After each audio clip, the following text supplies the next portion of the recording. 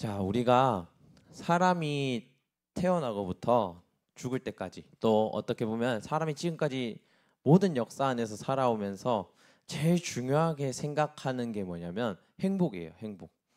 행복이고 그 행복을 추구하기 위해서 다양한 여러 가지의 뭐 공부들, 학문들이 태어나기도 하고 방법들이 나타나기도 했다는 거예요. 그래서 어떻게 하면 행복할 수 있을 것인가? 이게 사람한테 가장 중요한 주제라는 거예요. 근데 성경에서도 보면 복이라는 단어가 나오는데 그 복이라는 단어가 결국 그 행복과 직결되어 있는 그런 단어들이거든요. 이 복을 어떻게 하면 우리가 누릴 수 있을까? 그리고 그 복으로 인해서 우리가 어떤 기쁨을 누려야 할까라는 것들이 성경뿐만 아니라 우리가 사람이 살아오면서 제일 중요한 주제라는 거예요. 우리도 어떻게 보면 학교에서 공부하고 지금의 어떤 고통들을 감내하는 이유가 그 행복을 추구하기 위함이잖아요. 그죠? 근데 보면 대부분의 사람들이 행복한 가운데 사느냐? 그게 아니라는 거예요. 걱정과 근심, 불만족 가운데 산다는 거예요. 사람이 자기의 행복을 추구하기 위해서 하루에 평균 3시간 이상 그 근심하고 고민을 한대요. 근데 그 근심하고 고민한 그 결과값으로 얻어지는 게 걱정 지수가 4.1로 굉장히 높은 형태라고 합니다.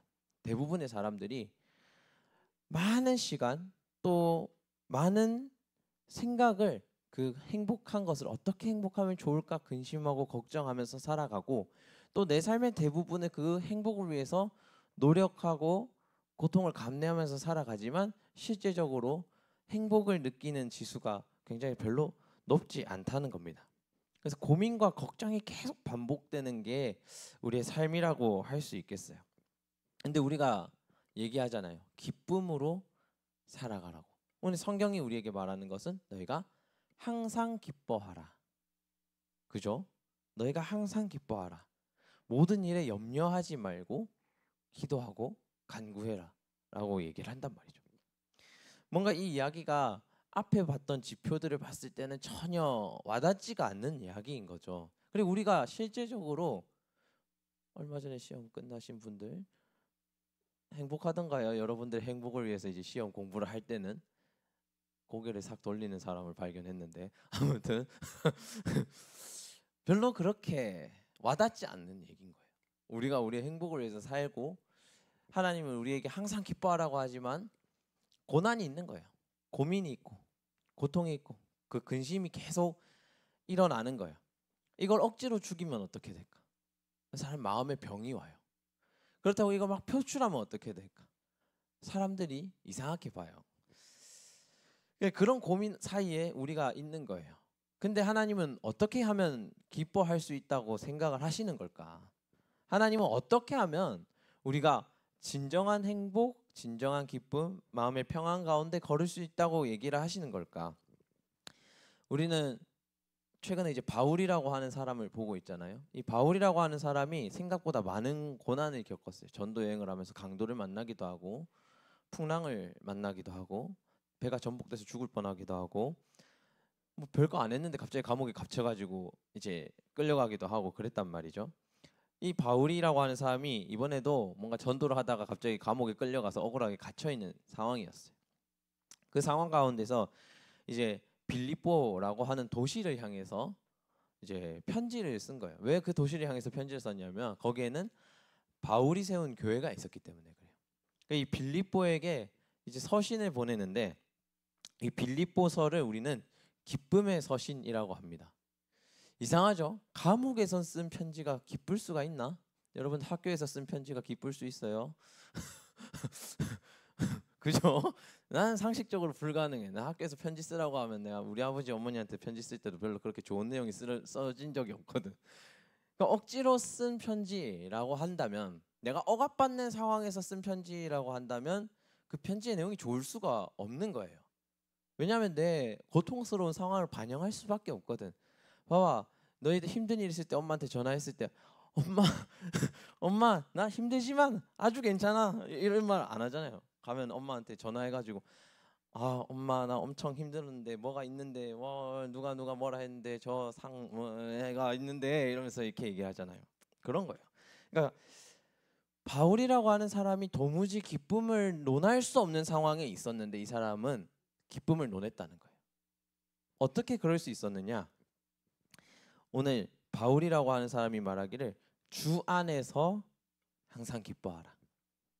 주님 안에서 항상 기뻐하라.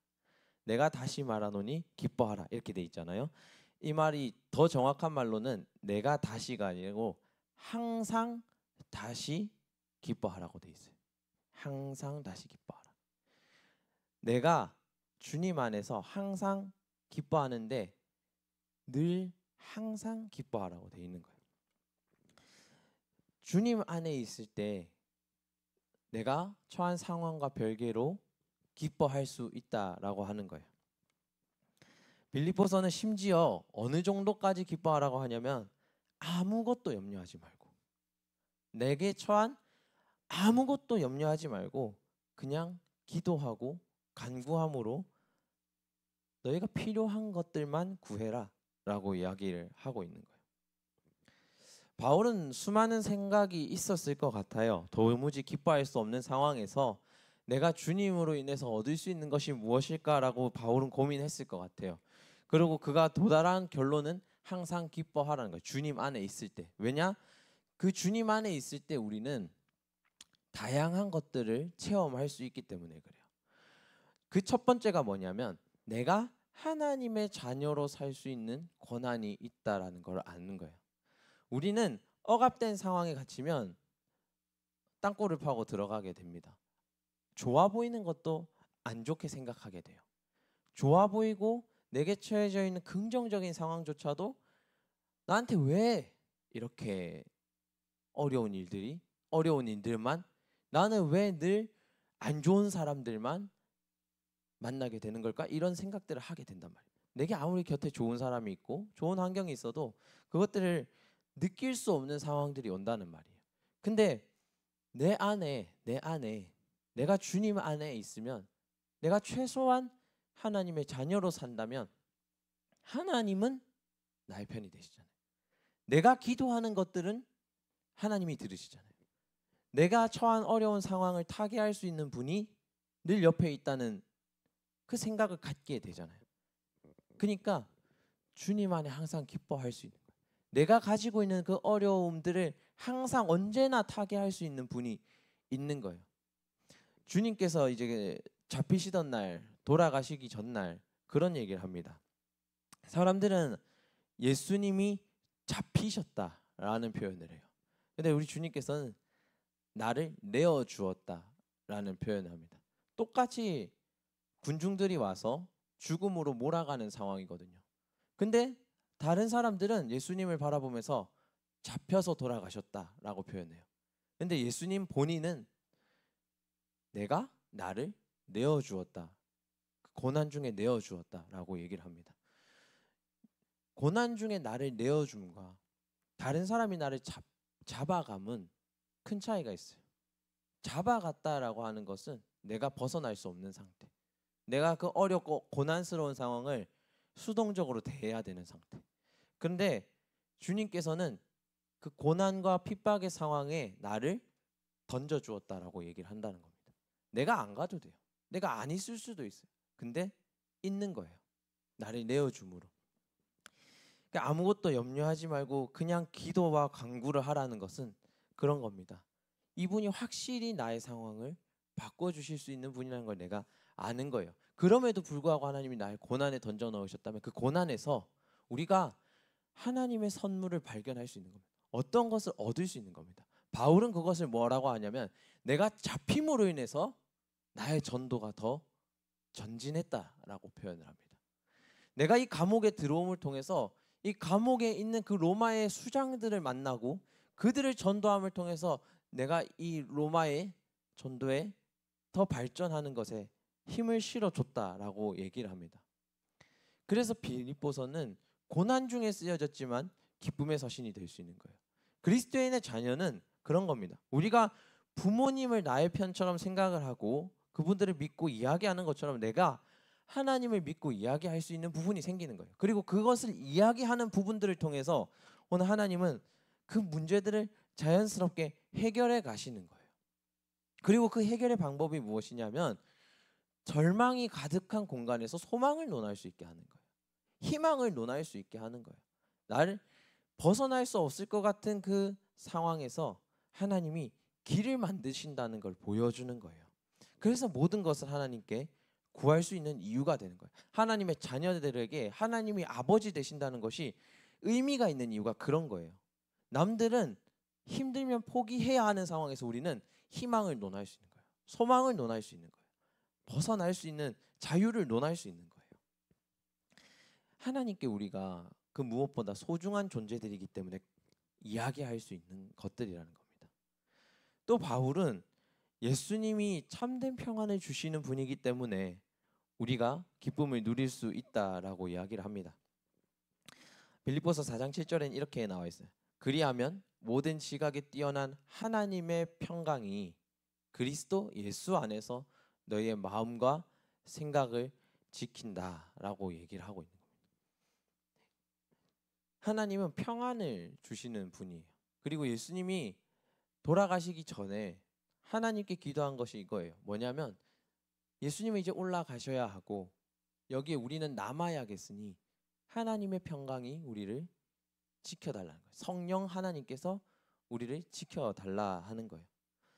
예수님이 이제는 육신으로 우리를 매 순간 매 초마다 따라다닐 수는 없어요. 근데 하나님이 각 사람에게 성령을 주셔서 그 성령으로 말미암아 하나님과 동일한 마음을 품게 하신다는 거예요. 근데 그 하나님의 마음이 무엇이냐면 평안을 주는 거예요. 우리가 그냥 즐거움이 아니라 평안을 준다는 거예요. 전도사님이 이제 계속 이제 대학도 거쳐오고 뭐 여러 가지 사역들도 하면서 느끼는 게 있어요. 뭐냐면 내 안에 여유와 평안이 없으면 그게 안 돼. 내가 오늘 기타가 안 됐던 것처럼 내 안에 여유가 없으면 생각할 수가 없어. 뭔가를 받아들일 수가 없어요. 뭔가 나에게 아주 좋은 것들이 와도 그것을 바르게 분별할 수가 없는 거예요. 하나님이 주는 평안은 그런 거라는 거예요. 그 위기 가운데, 그 어려움 가운데 뭔가 판단할 수 없을 것 같은 그 상황 가운데서 우리에게 평안을 준다는 거예요. 그 평안이 우리를 다시 한번 그 위기 가운데서 기회를 만들어내는 자리로 이끌어 준다라는 거예요. 우리가 빌립보서 4장 6절에 그런 얘기가 나왔잖아요. 기도하라, 간구하라. 그 안에서 이제 평안을 주신 하나님을 느끼라는 거예요. 그리고 그 평안의 하나님이 그 기도와 간구를 어떤 기회의 형태로 여러분들에게 주는지 보라는 거예요. 우리에게 진정한 기쁨은 고난이 없기 때문에 오는 기쁨이 아니라 그 고난 가운데서 내가 할 수 없는 상황에서 하나님이 역전시키시는 걸 보는 거예요. 그 평안의 힘으로, 기쁨의 힘으로 역전시켜 주신 하나님의 소망을 보는 거예요. 그렇기 때문에 그리스도인들에게는 고난이 기쁨이 되는 거예요. 고난이 기회가 되는 거예요. 그 고난의 자리에 갔을 때 하나님이 이번에는 어떤 기회를 주시겠는가를 생각할 수 있는 거예요. 남들은 그 고난이 닥쳐올 때 이렇게 생각합니다. 우린 불행해. 나만 기회가 없어. 나만 소외됐어. 근데 우리는 그 순간이 오면 하나님이 이번엔 또 무슨 놀라운 일을 벌리려고 하시는 걸까? 그걸 소망할 수 있는 거예요. 요한복음 14장 27절에 이렇게 나옵니다. 평안을 너희에게 끼치노니 곧 나의 평안을 너희에게 주노라. 내가 너희에게 주는 것은 세상이 주는 것과 같지 아니하니라. 너희 마음에는 근심하지도 말고 두려워하지도 말라라는 겁니다. 그 주님이 여러분과 함께 하면서 그 길을 만들어 가신다는 거예요. 여러분들이 낼 수 없는 길을 만들어 가신다는 거예요. 그러니까 예수님 안에서 살아간다라는 것은 진정한 평안을 누리는 거예요. 날마다 기쁨을 가질 수 있는 거예요. 기대와 두근거림을 가질 수 있는 거예요. 전도사님은 말씀의 원론 같은 것들을 읽다 보면은 그런 느낌이 들어요. 진짜 하나님 말씀은 사람들로 하여금 두근거림을 갖게 한다는 거예요. 소망을 갖게 한다는 거예요. 뭔가 없는 상황에서도 그 막연한 두근거림이 계속 뭔가를 꿈꾸게 하는 거예요. 계속 뭔가를 갈망하게 하는 거예요.